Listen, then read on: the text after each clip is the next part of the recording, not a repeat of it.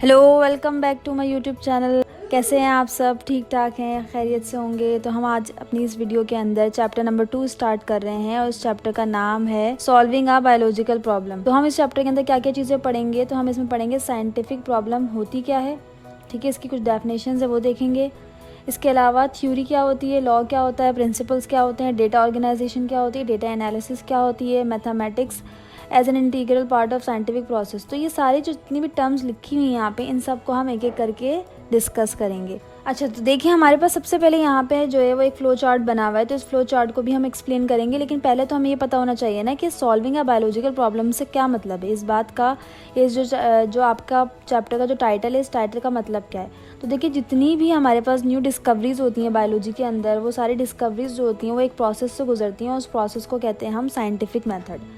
Scientific method भी कहते हैं, अगर आप बायो में पढ़ रहे हैं तो उसे बायोलॉजिकल मेथड भी कहते हैं। तो इस मेथड के थ्रू हम कोई भी अगर नई डिस्कवरी होती है, कोई भी नई रिसर्च होती है, तो उस रिसर्च को गो थ्रू करते हैं और रिसर्च के कुछ टॉपिक्स हमारे पास जो होते हैं, यानी कि हम उनको डिवाइड कर देते हैं पॉइंट्स के अंदर और स्टेप्स के अंदर। तो वो स्टेप्स हमारे पास जो होते हैं वो सारे स्टेप्स मिलके बन जाते हैं बायोलॉजिकल मेथड। तो अब ये बायोलॉजिकल मेथड क्या है, तो हम इसको देख लेते हैं। यहाँ पे आपके पास जो है वो एक डेफिनेशन दी हुई है इसकी: the system of advancing knowledge by formulating a question, calculating data about it through observation and experiment and testing a hypothetical answer about living thing is called biological method। तो देखिए इसमें हमारे पास ये कह रहे हैं कि हम एक सिस्टम होता है जिसके अंदर एक क्वेश्चन डेवलप करते हैं। अब क्वेश्चन क्या होगा, जैसे फॉर सपोज आपको कोई भी एक नया टॉपिक मिला है, आप उस टॉपिक के ऊपर आप क्वेश्चंस जो होंगे वो डेवलप करेंगे ना, कि फॉर सपोज कोई बीमारी है, वो बीमारी क्यों हुई है, उस बीमारी की वजह क्या थी। अब एक नई डिजीज़ डिस्कवर हुई, जैसे कोविड था, कोविड के अगर कोई ऊपर रिसर्च कर रहा है तो वो क्या रिसर्च होगी, उस रिसर्च में कोई भी चीज़ जो होती है उसे पॉइंट आउट कर सकता है कि कोविड किस पैथोजन की वजह से कॉज हो रहा है। तो जो हमने सबसे पहले जो स्टेप होता है उसमें हम कोई भी क्वेश्चन को डेवलप करते हैं। उसके बाद फिर हमारा नेक्स्ट स्टेप होता है डेटा। डेटा में क्या करते हैं हम, डेटा में हम डेटा को कलेक्ट करते हैं। जितने भी हमारे पास पॉइंट्स होते हैं उन पॉइंट्स को हम जो है वो डेटा की फॉर्म में कलेक्ट कर लेते हैं। डेटा कलेक्शन की भी फिर दो टाइप्स होती हैं, एक क्वालिटेटिव टाइप होती है और एक क्वांटिटेटिव टाइप होती है, जो आगे इस चैप्टर के अंदर है, हम उसे भी डिस्कस करेंगे। अच्छा, डेटा भी कलेक्ट हो गया, ऑब्जर्वेशन भी हमने कर ली। अब उस ऑब्जर्वेशन के बाद जो नेक्स्ट स्टेप होगा उसमें हम एक्सपेरिमेंट करते हैं और एक्सपेरिमेंट के जो रिजल्ट्स होते हैं उनको कंपेयर करते हैं अपने हाइपोथेसिस के साथ। अच्छा, अब हाइपोथेसिस क्या होता है ये भी हम डिटेल में आगे एक्सप्लेन करेंगे। फिर हाइपोथेसिस भी हो गया, एक्सपेरिमेंट भी हो गया। तो उस चीज़ को जब हम देखते हैं कि रिजल्ट बिल्कुल क्लियर आए हैं, एक्यूरेट आए हैं, हाइपोथेसिस के फेवर में ही आए हैं, तो फिर वो चीज़ हमारे पास बन जाती है थ्योरी। और थ्योरी को अगर हम बार बार प्रूव करते हैं और वो थ्योरी जो होती है वो बार बार सेम रिजल्ट्स देती है, तो फिर वो चीज़ हमारे पास आगे जाके बन जाती है लॉ। तो यही चीज़ जो है यहाँ पे आपके पास फ्लो चार्ट दिया हुआ है, इस फ्लो चार्ट के अकॉर्डिंग दी हुई है। तो ये फ्लो चार्ट आप लोग एग्ज़ाम के पॉइंट ऑफ व्यू से देख लीजिएगा, एग्ज़ाम में ये सवाल आ सकता है और आपसे सिर्फ ये पूछ सकते हैं कि सिर्फ जो स्टेप्स हैं उनको एक फ्लो चार्ट की फॉर्म में लिखें।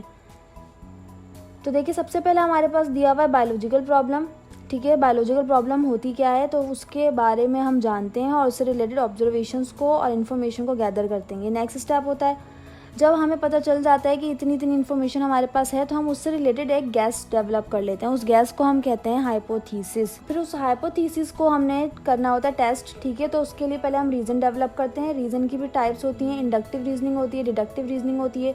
रीजन्स को जब हम टेस्ट कर लेते हैं तो फिर वो चीज़ हो जाती है एक्सपेरिमेंट, और एक्सपेरिमेंट से जो रिजल्ट्स हमारे पास आते हैं उससे हम डेवलप कर लेते हैं थ्योरी। तो ये हमारे पास हो गया फ्लो चार्ट और ये हमारे स्टेप्स होते हैं इसके। आगे चलते हैं जी। तो सबसे पहले हमारे पास जो चीज़ होती है उसे हम कहते हैं ऑब्जर्वेशन। तो ऑब्जर्वेशंस तो बनाना बहुत ज़रूरी होता है। आपने कोई भी नई डिस्कवरी की है, उस डिस्कवरी में आपको क्या चीज़ मिली है, उस चीज़ को आपने किस तरह से एनालाइज़ किया है, ये सब चीज़ें आती हैं हमारे पास ऑब्जर्वेशन में। जैसे फॉर सपोज़ आप जो है वो किसी भी चीज़ के ऊपर स्टडी कर रहे हैं, आपने जो है वो एक प्लांट ले लिया, उस प्लांट को आप स्टडी कर रहे हैं कि इस प्लांट की मॉर्फोलॉजी कैसी है, इसकी शेप कैसी है। तो उस प्लांट को आप सबसे पहले तो ऑब्जर्व करेंगे ना। तो ऑब्जर्वेशन में हमारे पास क्या आता है कि हम या तो उस ऑब्जेक्ट को या जो हमारा सब्जेक्ट ऑफ रिसर्च है उसको हम सबसे पहले देखते हैं, देखकर हम उसको ऑब्ज़र्व करते हैं। देखिए दो तरह की हमारे पास ऑब्जर्वेशन होती हैं, एक होती है क्वालिटेटिव ऑब्जर्वेशन और एक होती है क्वांटिटेटिव ऑब्जर्वेशन। तो आप किस तरह से ऑब्ज़र्व करें आपके ऊपर डिपेंड करता है। कुछ सब्जेक्ट ऑफ मैटर ऐसे होते हैं जिनको हम जो है वो मेजरमेंट के थ्रू ऑब्ज़र्व करते हैं, उनकी मेजरमेंट्स लेते हैं। कुछ ऐसे होते हैं जिनको हम जो है वो सिर्फ रफली ऑब्ज़र्व कर रहे होते हैं, bye seeing them, by hearing them, by touching them, by feeling them, by testing them. तो ऑब्जर्वेशन जो होती हैं वो किसी भी तरह की हो सकती हैं, क्वालिटेटिव भी हो सकती हैं और क्वांटिटेटिव भी हो सकती हैं। अब देखिए यहाँ पे ना एग्जाम्पल दी हुई है बुक के अंदर, और जो एग्जाम्पल दी हुई है वो दी हुई है मलेरिया की। तो देखिए जब मलेरिया के ऊपर काम हुआ, मलेरिया भी एक डिजीज़ थी जो कि एकदम से तो वेल नोन नहीं हुई ना, फेमिलियर नहीं हुई। पहले स्टार्टिंग में जब मलेरिया की डिजीज़ आई तो लोगों ने उस पर काम किया। अब मलेरिया से हम सब यूज़ टू हो गए, लेकिन जब नया नया मलेरिया आया था, मलेरिया की डिजीज़ जो थी वो स्प्रेड हुई थी, तो उस पर भी लोगों ने रिसर्च की। तो सबसे पहले यहाँ पे जो है वो क्या दिया हुआ है कि ऑब्जर्वेशन कैसे हुई। तो यहाँ पे यही दिया हुआ है कि कोई पेशेंट होंगे, उनको सबसे पहले मलेरिया डायग्नोस हुआ और वो फिजिशियन के पास गए। फिजिशियन ने उनका ब्लड टेस्ट किया और ब्लड टेस्ट में हमें जो चीज़ मिली वो क्या चीज़ मिली कि एबनॉर्मल क्रिएचर्स मिले उस पर्सन के ब्लड टेस्ट के अंदर। जो ब्लड सेल्स थे उन सेल्स में कुछ ऐसे एबनॉर्मल सेल्स मिले जो कि इससे पहले नहीं देखे गए थे। अब इन जो क्रिएचर्स थे उनको क्या नाम दिया गया, तो जो साइंटिस्ट थे जो इस चीज़ पे रिसर्च कर रहे थे उन्होंने इन क्रिएचर्स को नाम दे दिया प्लाज्मोडियम का। अभी ये चीज़ प्रूव नहीं हुई थी, बट ये उनका एक इंटेलिजेंट गैस था या एक साइंटिफिक गैस था, जो कि बाद में आगे जाके जो हमारा नेक्स्ट स्टेप था हाइपोथेसिस, उसमें डेवलप हो गया। तो पहले तो उन्होंने क्या करा, उन्होंने डायग्नोसिस बनाई ना। डायग्नोसिस कैसे बनाई, उन्होंने क्वांटिटेटिव और क्वालिटेटिव दोनों ऑब्जर्वेशंस के थ्रू बनाई। तो क्वांटिटेटिव के थ्रू कैसे बनाई, उन्होंने ब्लड टेस्ट करवाया, और क्वालिटेटिव में किस तरह से बनाई, उन्होंने ऑब्जर्व किया। ऑब्जर्व क्या किया उन्होंने, ये ऑब्जर्व किया कि इस ब्लड के अंदर जो है वो एबनॉर्मल ब्लड सेल्स की फॉर्मेशन हुई और कुछ एबनॉर्मल क्रिएचर्स मिले हैं। उन क्रिएचर्स को उन्होंने क्या नाम दे दिया, प्लाज्मोडियम। तो नेक्स्ट स्टेप फिर हमारे पास आ जाता है हाइपोथेसिस। तो हाइपोथेसिस क्या होता है, इसकी डेफिनेशन लिखी हुई है यहाँ पे जी। तो देखिए यहाँ पे इसकी डेफिनेशन मार्क हुई हुई है, the intelligent gas made by a scientist in the form of a statement. तो ये हमारे पास डेफिनेशन है किसकी, हाइपोथेसिस की। तो अभी मैंने आपको ये बताया कि हाइपोथेसिस क्या चीज़ होती है, एक इंटेलिजेंट या आप कह सकते हैं साइंटिफिक गैस होता है जो एक साइंटिस्ट बनाते हैं किसी भी रिसर्च से रिलेटेड, किसी भी ऑब्जर्वेशन से रिलेटेड। अब ये जो गैस होता है वो होता साइंटिफिक है, बट नहीं मालूम आगे जाके क्या पता है गलत हो, और ये एक्सपेरिमेंट के बाद जो इसके रिजल्ट जो है फॉल्स आए तो हम इसको एज अ गैस कंसीडर करते हैं। तो हाइपोथेसिस तो कभी भी जो है वो गलत हो सकती है। अब आ जाता है कि ये हाइपोथेसिस बनाई क्यों गई है, तो कोई ना कोई रीज़न तो होना चाहिए ना कि जिसकी बेस पे साइंटिस्ट ने कहा है कि हाँ ऐसा है और ऐसा होगा। तो वो रीजनिंग जो होती है उसकी फिर हमारे पास आती हैं दो टाइप्स, एक होती है इंडक्टिव रीजनिंग और एक होती है डिडक्टिव रीजनिंग। इंडक्टिव रीजनिंग का मतलब होता है कि हम जो है वो एक बहुत ही स्पेसिफिक से पॉइंट को अप्लाई करते हैं एक बहुत बड़ी पॉपुलेशन के ऊपर। अब क्या मतलब है इस बात का, तो इसे हम अपनी एग्जांपल से देख लेते हैं जी। तो हमारे पास जो एग्जांपल दी हुई है मलेरिया की, तो इस एग्जांपल में हमें क्या चीज़ मिली, हमें ब्लड के टेस्ट के अंदर ये प्लाज्मोडियम क्रिएचर्स मिले। अब अगर हम इस प्लाज्मोडियम क्रिएचर्स को जो हमें फाइंड आउट हुए थे इन्हीं को अप्लाई कर दे कि जितने भी बाकी के लोग होंगे जिनको सबको ऐसी सिम्टम्स होंगी इस बीमारी में, उन सब के सबको यही डिसऑर्डर होगा और उन सब के ब्लड में प्लाज्मोडियम ही मौजूद होगा। तो हमने तो एक पर्सन का ब्लड टेस्ट करवाया था, बट हमने एक इंटेलिजेंट गैस बना दिया कि जितने भी पेशेंट्स होंगे और उन सब में अगर यही सारे सिम्टम्स होंगे तो उन सब में भी कौन सी डिजीज़ होगी, वो मलेरिया होगी। ठीक है जी। इसी का फिर अपोजिट होता है जिसको हम कहते हैं डिडक्टिव रीजनिंग। डिडक्टिव रीजनिंग में ये होता है कि हम अगर ज़्यादा पॉपुलेशन में देख रहे हैं कि कोई एक चीज़ कॉमन है, तो हमारे पास जो एक्सेप्शनल केसेस होंगे उन केसेस पे भी हम वही वाली जो चीज़ होगी उसे अप्लाई कर देंगे। क्या मतलब है इस बात का कि हमने देखा, हमने 100 पेशेंट्स थे, उनमें से 90 पेशेंट्स का टेस्ट करवाया और उन सारे 90 पेशेंट्स को जब देखा गया तो उन सब के ब्लड में जो हमें अबनॉर्मल फाइंडिंग्स मिली थी वो प्लाज्मोडियम था। जो 10% थे उनके अंदर सिम्टम्स तो थी बट उनका ब्लड टेस्ट नहीं करवाया था। तो हमने ये चीज़ जो थी वो खुद से ही अज्यूम कर ली कि सिम्टम्स सेम है, तो क्या पता जो 10 जिनका हमने ब्लड टेस्ट नहीं करवाया उनमें भी उनके ब्लड के अंदर भी क्या चीज़ होगी, प्लाज्मोडियम होगा। तो ये दो तरह की रीजनिंग होती हैं और ये दो तरह के हमारे पास जो हाइपोथेटिकल स्टेटमेंट्स होते हैं। एक में हम क्या करते हैं, हम एक स्पेसिफिक सी जो चीज़ होती है उसको अप्लाई कर देते हैं ज़्यादा पॉपुलेशन के ऊपर, और दूसरा जो डिडक्टिव रीजनिंग होगा उसमें हम क्या कर रहे हैं कि हम एक जर्नलाइज व्यू जो होगा उसको एक्सेप्शनल केसेस के ऊपर, या जो रेयर क्वांटिटी होगी या जो कम होंगे हमारे पास नंबर में subject of theory, subject of research, उन पे भी हम फिर अपनी उसी स्टेटमेंट को अप्लाई कर देंगे। तो ये कहलाती है डिडक्टिव रीजनिंग। ठीक है। तो देखिए यहाँ पे एग्जांपल दी हुई है, plasmodium is the cause of malaria, then all malaria patient should have plasmodium in their blood. सही है। तो यहाँ पे ये हमारे पास किस टाइप की रीजनिंग हो गई ये आप लोग मुझे कमेंट में बताएंगे। कि इंडक्टिव रीजनिंग की टाइप है या फिर ये डिडक्टिव रीजनिंग की टाइप है। अब आगे जब हम चलते हैं तो हमारे पास नेक्स्ट स्टेप होता है हमारा एक्सपेरिमेंट। ठीक है, तो अब हमें जो है वो हाइपोथेसिस को टेस्ट करना है। हाइपोथेसिस को हम टेस्ट कैसे करेंगे, हम कैसे इस चीज़ को प्रूव करेंगे कि ये जो हमने साइंटिफिक गैस बनाया है ये गैस हमारा बिल्कुल ठीक है और हमारे रिजल्ट जो है वो अकॉर्डिंग टू दैट हाइपोथेसिस ही आ रहे हैं। तो हम इस चीज़ को प्रूव करते हैं by the help of experiment. तो एक्सपेरिमेंट जो है वो डिफरेंट टाइप के होते हैं। अब एक्सपेरिमेंट की अगर हम बात करें इस केस के अंदर, तो हमारा जो केस है वो मलेरियल केस है। तो इसमें इन्होंने यही करा कि इन्होंने 2 ग्रुप बनाए, जो साइंटिस्ट थे उन्होंने 2 ग्रुप बनाया। एक ग्रुप जो था उसे कहा गया कंट्रोल ग्रुप और एक ग्रुप को कहा गया एक्सपेरिमेंटल ग्रुप। ठीक है, अब इसके बाद फिर उन्होंने ये करा कि इन्होंने 100 मलेरियल पेशेंट्स को लिया, जिनको उन्होंने कौन से ग्रुप में शिफ्ट किया, उन्होंने उनको एक्सपेरिमेंटल ग्रुप में शिफ्ट कर दिया। 100 ऐसे पर्सन्स ले लिए जो हेल्दी थे, जिनको कोई सिम्टम नहीं थी, उनको उन्होंने जिस ग्रुप में डाल दिया वो ग्रुप था कंट्रोल ग्रुप। अब उन्होंने जब ब्लड टेस्ट करवाया तो ब्लड टेस्ट जो थे 100 ऐसे पर्सन्स के जो कि हेल्दी थे कंपेयर किया गया उन 100 पर्सन से जो कि कैसे थे, सिम्टम्स वाले थे, यानी जो पेशेंट्स थे। तो ये चीज़ जो थी वो 100% मैच हो गई कि जितने भी 100 जो पेशेंट्स थे हमारे उन सब के ब्लड में प्लाज्मोडियम था और जितने भी 100 वो पर्सन थे जो कि हेल्दी थे उनके ब्लड में कोई भी ऐसा हमें एबनॉर्मल क्रिएचर नहीं मिला। तो इससे ये चीज़ प्रूव हो गई कि हाँ बिल्कुल जितने भी मलेरिया के पेशेंट होते हैं उन सब के ब्लड में जो कॉज होता है मलेरिया का वो किसकी वजह से होता है, वो होता है प्लाज्मोडियम की वजह से। अच्छा, अब इसके बाद जब हमने एक्सपेरिमेंट कर लिया और हमारे पास रिजल्ट्स आ गए तो हम रिज़ल्ट की बेस पे क्या करते हैं, हम एक कंक्लूजन बना लेते हैं। ठीक है, तो रिज़ल्ट तो आपको मैंने बता ही दिया कि जब हम एक्सपेरिमेंट करते हैं तो एक्सपेरिमेंट के बाद जो हमारे पास फाइंडिंग्स आती हैं हम उन्हें रिज़ल्ट कहते हैं। रिज़ल्ट की बेस पे कंक्लूजन बना लिया। कंक्लूजन हमारा क्या बन गया, conclusion is made that Plasmodium is the cause of malaria. ये हमारा कंक्लूजन भी बन गया। अब कंक्लूजन के बाद जो चीज़ होती है उसे हम बोलते हैं थ्योरी। तो थ्योरी क्या है कि कंक्लूजन हमारा मैच कर रहा है किसके साथ, हमारे हाइपोथेसिस के साथ। तो अब हम उसको कंफर्म कर देंगे और वो कंफर्म जो हमने चीज़ की है वो चीज़ क्या बन जाएगी, वो बन जाएगी थ्योरी। ठीक है, थ्योरी बन गई। अब थ्योरी बनने के बाद क्या चीज़ होती है, जब थ्योरी को हम बार बार again and again repeated manner में एक्सपेरिमेंट से गुजारते हैं और वो एक्सपेरिमेंट के रिजल्ट्स हमारे बिल्कुल सेम एज इट इज़ आते हैं जैसे हमारा हाइपोथेसिस और हमारी थ्योरी थी, तो वो चीज़ बन जाती है लॉ। ठीक है, तो लॉ क्या होता है, scientific law is a uniform और constant fact of nature, it is virtually an irrefutable theory, biology is a short in laws due to puzzling nature of life. अच्छा देखिए इस लाइन का क्या मतलब है। आप लोगों ने अक्सर देखा होगा कि आपको फिजिक्स और केमिस्ट्री में ज़्यादा लॉज मिलते हैं और बायोलॉजी में इतने लॉज नहीं होते, मोस्टली क्या होता है थ्योरीज होती हैं। इसकी वजह ये है कि क्योंकि हम बायोलॉजी में किसके बारे में पढ़ रहे हैं, हम पढ़ रहे हैं लिविंग ऑर्गेनिजम्स के बारे में। तो लिविंग ऑर्गेनिजम्स के अंदर ये होता है कि according to the environment living organism अपने आप को कन्वर्ट कर लेते हैं या अपने आप को चेंज कर लेते हैं। इसीलिए लिविंग ऑर्गेनिज्म में कांस्टेंट जो चीज़ें होती हैं वो बहुत कम होती हैं और लॉज भी बहुत कम होते हैं। थ्योरीज मोस्टली आपको ज़्यादा मिलेंगी। ठीक है, यहाँ तक हमारे जो स्टेप्स थे जो अभी हमने बात की थी वो सारे स्टेप्स हो गए हैं कंप्लीट। तो बायोलॉजिकल प्रॉब्लम क्या होती है समझ आ गया होगा आप लोगों को। ठीक है, इसके बाद ऑब्जर्वेशंस हम किसे कहते हैं, हाइपोथेसिस कैसे बनता है, रीजनिंग क्यों होती है ज़रूरी, उसके बाद एक्सपेरिमेंट क्यों इतना ज़रूरी है और उसके एक्सपेरिमेंट से हमारे पास थ्योरी बन जाती है और थ्योरी के बाद फिर उस चीज़ को जब हम बार बार प्रूव करते हैं तो वो लॉ बन जाती है। अब डेटा कलेक्शन की कुछ चीज़ें हैं, कुछ स्टेप्स होते हैं, आप कह सकते हैं जब आप रिसर्च करने जाते हैं तो रिसर्च में हमारे पास कुछ स्टेप्स होते हैं, उन स्टेप्स को भी समझ लेते हैं क्या क्या होते हैं वो। तो हमारे पास डेटा ऑर्गेनाइजेशन होती है और डेटा एनालिसिस होती है।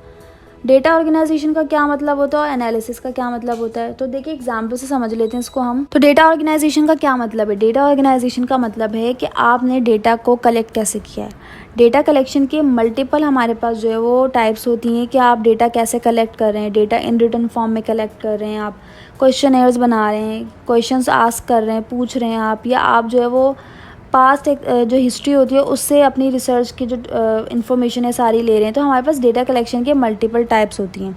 डेटा आपने जब कलेक्ट कर लिया है तो अब आप उस डेटा को एनालाइज कैसे कर रहे हैं, उस पर काम कैसे कर रहे हैं, उसको प्रोसेस कैसे कर रहे हैं, तो वो चीज़ आ जाती है डेटा एनालिसिस में। तो डेटा क्या होता है, हमारे पास इन्फॉर्मेशन होती है। अब वो इन्फॉर्मेशन जो है हम उसे कंपेयर करते हैं। जैसे फॉर सपोज़ अभी हमने एक्सपेरिमेंट में बात की कि हमारे पास 2 ग्रुप थे, एक कंट्रोल ग्रुप था जो कि जिसमें हमारे पास वो पर्सन्स थे जो हेल्दी थे और एक एक्सपेरिमेंटल ग्रुप था जिसमें वो पर्सन्स थे जो कि मलेरियल पेशेंट थे। तो अब हम क्या कर रहे थे, हम उनके ब्लड रिपोर्ट्स को आपस में कंपेयर कर रहे थे। तो जो कंपेरिजन है इटसेल्फ क्या है, ये आप कह सकते हैं मेथड होता है जिसके अंदर हम डेटा को एनालाइज़ कर रहे होते हैं। तो हमारे पास यहाँ पे कुछ टर्म्स दी हुई हैं, आपके अभी लेवल पे इतना ज़्यादा डिटेल में ये नहीं है, लेकिन आगे जब आप लोग रिसर्च करेंगे इंशाल्लाह आगे जाएंगे तो आपको ये सारी चीज़ें पढ़ाई जाएंगी डिटेल में। बायोस्टैटिस्टिक्स एक ब्रांच है बायोलॉजी की, जिसमें आप जो है वो बायोलॉजी और स्टैटिस्टिक्स जो है वो मैथमेटिकल एक फील्ड होती है। इन दोनों को मर्ज करके आप इस चीज़ के बारे में पढ़ते हैं कि डेटा को ऑर्गेनाइज़ कैसे करना है और डेटा को एनालाइज कैसे करना है। तो देखिए यहाँ पे एक टर्म दी हुई है, इसे कहते हैं रेशो। जी, तो यहाँ एक टर्म दी हुई है, इसे कहते हैं रेशो। तो रेशो का क्या मतलब होता है? Ratio is the comparison of two values express as a quotient first upon second. ठीक है, तो क्या मतलब है कि आपने दो वैल्यूज़ को आपस में कंपेयर कर लिया, कि जैसे आपके पास जो रिजल्ट्स आए थे हेल्दी पेशेंट्स के और मलेरियल पेशेंट्स के, आपने उनका रेशो निकालिए कितने % हमारे पास जो है वो ऐसे पेशेंट्स आए जिनमें मलेरिया था और ऐसे कितने पेशेंट्स थे जिनमें मलेरिया नहीं था। या आप ऐसे भी कर सकते हैं कि सिम्टम वाइज आपने दो ग्रुप बना के उन सिम्टम्स के जो पेशेंट्स थे उनके ब्लड टेस्ट करवाया और उन टेस्ट के जो रिजल्ट्स आए उनको आपस में कंपेयर कर लिया, तो आपके पास रिजल्ट्स आ गए। तो डिफरेंट टाइप के रिसर्चेस के अंदर हम रेशो को इस्तेमाल करते हैं। प्रोपोर्शन का क्या मतलब होता है? Proportion is an equation stating that two ratios are equal. जब हमारे पास रेशियोज़ इक्वल आ जाते हैं तो फिर हम उसे कहते हैं प्रोपोर्शन। ठीक है, ये भी एक हमारे पास जो है वो क्या आ जाती है, डेफिनेशन आ जाती है कि जो आपने रेशियोज़ निकाले हैं अलग अलग ग्रुप्स को कंपेयर करके, उन सब रेशियोज़ को जब आप आपस में एक साथ लिखते हैं इक्वेशन बना के, और उस इक्वेशन के अंदर हमारे पास दो वैल्यूज़ जो होती हैं वो आपस में सिमिलर होती हैं, तो वो चीज़ हमारे पास बन जाती है प्रोपोर्शन। अभी इतनी डिटेल में हम इस पर बात नहीं कर रहे, आगे आप लोग जाएंगे तो आपको ये चीज़ें डिटेल में पढ़ाई जाएंगी। ठीक है, इसी तरह से और भी हमारे पास डिफरेंट जो है वो स्टेप्स होते हैं या डिफरेंट टाइप्स होती हैं डेटा को ऑर्गेनाइज़ करने की, डेटा को एनालाइज करने की। जैसे आपकी बुक में दिया हुआ ये ग्राफ, ठीक है, ये हमारे पास बार ग्राफ होते हैं। इसी तरह से हमारे पास पाई चार्ट्स होते हैं, पाई ग्राफ्स होते हैं, इनके ज़रिए हम जो डेटा होता है उसको रिप्रेजेंट कर रहे होते हैं। यहाँ पे देखें बार ग्राफ दिए हुए, इनके ज़रिए हम जो है डेटा को रिप्रेजेंट कर रहे होते हैं। सही है, आगे चलते हैं। फिर हमारे पास नेक्स्ट आ जाती है हमारी एक और ब्रांच जिसको कहते हैं मैथमेटिकल बायोलॉजी। इसके अंदर भी हम यही कर रहे होते हैं, जो डेटा होता है उसको रिप्रेजेंट कर रहे होते हैं और डेटा को रिकॉर्ड कर रहे होते हैं, डेटा को एनालाइज कर रहे होते हैं। तो ये हमारी एक ब्रांच है जिसे हम बोलते हैं मैथमेटिकल बायोलॉजी या मैथमेटिकल मॉडल्स। ओके जी, तो यहाँ पे हमारा ये चैप्टर हो गया है एंड। होप आप लोगों को कोई चीज़ समझ में अगर ना आई हो तो आप लोग मुझे कमेंट में बता सकते हैं। वैसे तो सब समझ आ गया होगा। ठीक है, इस चैप्टर में एज सच कोई इतनी मुश्किल बात नहीं थी। अब आगे चलते हैं। तो इस चैप्टर के हमारे पास एमसीक्यूज़ हैं, एमसीक्यूज़ को भी सॉल्व कर लेते हैं। सबसे पहला एमसीक्यूज़ हमारे पास क्या है? Select the correct sequence of biological method. तो बायोलॉजिकल मेथड में क्या होता है? सबसे पहले हमारे पास होती है ऑब्जर्वेशन। ऑब्जर्वेशन के बाद हम बनाते हैं हाइपोथेसिस। हाइपोथेसिस के बाद रीजनिंग आती है और रीजनिंग के बाद थ्योरी बन जाती है। थ्योरी जो होती है उसको जब हम रिजल्ट उसके जब सेम आ जाते हैं बार बार तो उसे हम लॉ बना लेते हैं। तो यहाँ पे अब आप देख सकते हैं कि कौन सा हमारा जो है वो एमसीक्यूज़ ठीक है। तो एमसीक्यूज़ जो सी है ये ठीक है, बाकी के एमसीक्यूज़ जो है वो मिसमैच है। अच्छा, इसमें कह रहे हैं select the odd one. Theory, hypothesis, law, ratio. Theory, hypothesis, law ये तीनों तो ही हमारे पास बायोलॉजिकल मेथड का पार्ट है। रेशो डेटा ऑर्गेनाइजेशन का पार्ट है, तो ये ऑड वन है, इसको आपने करना है select. Field of research that examines mathematical representation of biological system called mathematical biology, ये ऑप्शन होगा। Biological method involves all of the following except. अब ऐसा कौन सा स्टेप है जो बायोलॉजिकल मेथड में इन्वॉल्व नहीं होता? तो ये हमारे पास होता है प्रोपोर्शन। प्रोपोर्शन डेटा एनालिसिस का पार्ट है, बायोलॉजिकल मेथड का पार्ट नहीं। आगे चलते हैं। तो नेक्स्ट हमारे पास है scientific reasoning from specific to general को हम क्या कहते हैं? हम इसे कहते हैं इंडक्टिव रीजनिंग। डिडक्टिव का क्या मतलब होता है? General to specific. Quantitative observation is the use of equipment. ठीक है, equation stating that two ratios are equal is called proportion. The comparison of two values is called ratio. ठीक है, ये सारे टर्म्स अभी आपने पढ़ी हैं। What is hypothesis? A tentative explanation that can be tested and falsified. ये option ठीक है, option B. Okay, and in the last we have in data organisation which method is mostly useful? Table, ratio, graph, both A and B. Both A and B, ठीक है, graph भी use करते हैं और table भी use करते हैं। Next अब हमारे पास आ जाती है फिलिंग द ब्लैंक्स। अच्छा देखिए, सबसे पहले हमारे पास जो ब्लैंक इसमें क्या लिखा हुआ है? Problem solving approach of biology and other sciences called scientific method. ठीक है, ये तो अभी आपने पढ़ लिया कि जब भी हम किसी भी प्रॉब्लम को सॉल्व करते हैं, कोई नई डिस्कवरी होती है, कोई नई रिसर्च होती है, तो उस रिसर्च को प्रूव करने के लिए या उसे पब्लिश करने के लिए हमें उसे कुछ स्टेप्स के साथ जो है वो प्रूव करना पड़ता है, और वो जो स्टेप्स होते हैं वो सब मिलके क्या बनाते हैं? साइंटिफिक मेथड या biological method. Solution of biological problem start with observation. Observation जब तक आप नहीं बनाएंगे तब तक आप किसी भी इन्फॉर्मेशन को कलेक्ट नहीं कर सकते। सबसे पहला स्टेप ही हमारे पास क्या होता है, observation and then data collection. इसके बाद होता है the key component of the scientific process is hypothesis. Hypothesis क्यों की कंपोनेंट है, क्योंकि अगर आप हाइपोथीसिस नहीं बनाएंगे तो आप अपनी रिसर्च को आगे कैसे प्रूव करेंगे। तो आपका जो गैस होगा उसी के ऊपर तो आपने आगे जाके सारा काम करना है, एक्सपेरिमेंट करना है, डेटा को भी उसके अकॉर्डिंग कलेक्ट करना है, ऑर्गेनाइज करना है। तो हाइपोथीसिस जो होता है वो की कंपोनेंट होता है। Scientific reasoning based on if then statement called deductive reasoning, ये भी आपकी बुक का ही है, ठीक है। अच्छा, इसके बाद है final step of scientific method developing. जब हमारे पास रिसर्च जो है वो हमारी हो जाती है और हमारी जो थ्योरी है वो बन जाती है, या जो आपका जो एक्सपेरिमेंट है उसके रिजल्ट्स आ जाते हैं, तो उन रिज़ल्ट की बेसिस पे हम क्या कर लेते हैं, हम थ्योरी बना लेते हैं। और उस थ्योरी को बनाने का जो प्रोसेस होता है वो हमारे पास कॉन्क्लूजन डेवलप करने वाला प्रोसेस होता है। तो हमारे पास रिजल्ट्स जो आते हैं उसकी बेसिस पे हम क्या चीज़ बना लेते हैं, हम कॉन्क्लूजन बना लेते हैं, ठीक है। आगे चलते हैं। द यूनिफॉर्म और constant fact of nature virtually and irrefutable theory is. जब थ्योरी बार बार प्रूफ होती है और उसके रिजल्ट सेम आते हैं तो वो चीज़ बन जाती है लॉ, ठीक है। ओके, अच्छा यहाँ पे एक हमने जो है एमसीक्यू शायद छोड़ दिया। अच्छा, यहाँ पे हमारे पास जो है वो इसका ये होगा ऑप्शन, ठीक है, ये आंसर होगा। Once you have the data you need to perform mathematical analysis, सही है। यानी कि जब आपके पास डेटा कलेक्ट होता है तो आप उसे क्या करते हैं, रिकॉर्ड करते हैं और उसको एनालाइज करते हैं by the help of mathematics. अच्छा, इस इस ब्लैंक का जो हमारा आंसर है वो क्या है, the equation stating that two ratios are equal is called proportion, ठीक है जी। जो है इस ब्लैंक का जो आंसर है वो क्या है, वो है प्रोपोर्शन। यानी कि जब आपके पास दो वैल्यूज़ या टू रेशियोज जो होते हैं वो इक्वल होते हैं तो उसको हम कहते हैं प्रोपोर्शन। आगे चलते हैं। नेक्स्ट ब्लैंक हमारे पास है ratio is comparison of dash values. तो रेशियो में हम कितनी वैल्यूज़ को कंपेयर करते हैं, टू वैल्यूज़ को। अच्छा, ये तो बहुत ही आसान ब्लैंक है। The cause of malaria is Plasmodium. पूरी रिसर्च जो आपकी बुक में दी हुई है वो है ही किसके ऊपर, प्लाज्मोडियम के ऊपर, ठीक है जी। तो यहाँ पे हो गया है ये चैप्टर एंड। होप आप लोगों को सब कुछ आ गया होगा समझ। अगर कोई मसला होगा फिर भी आप लोग कमेंट सेक्शन में जो दिल चाहे पूछ सकते हैं। तो मेरे इस चैनल को at the and please subscribe ज़रूर करिएगा, क्योंकि आने वाले डेज़ में हम जो है वो और ज़्यादा लेक्चर्स को भी अपलोड करेंगे। साथ ही साथ दूसरी जो यूनिवर्सिटी के स्टूडेंट्स हैं उनको भी मैं कहूँगी कि आप मेरे चैनल को सब्सक्राइब करें, क्योंकि आगे बीएस से रिलेटेड जो भी इन्फॉर्मेशन होंगी वो भी आपको इस चैनल पर मिलेंगी। तो बहुत सारा कुछ जो है वो इस चैनल पर होगा अपलोड। तो काइंडली आप इस चैनल को कर लें सब्सक्राइब और वीडियो को करें लाइक। थैंक यू, अल्लाह हाफिज़।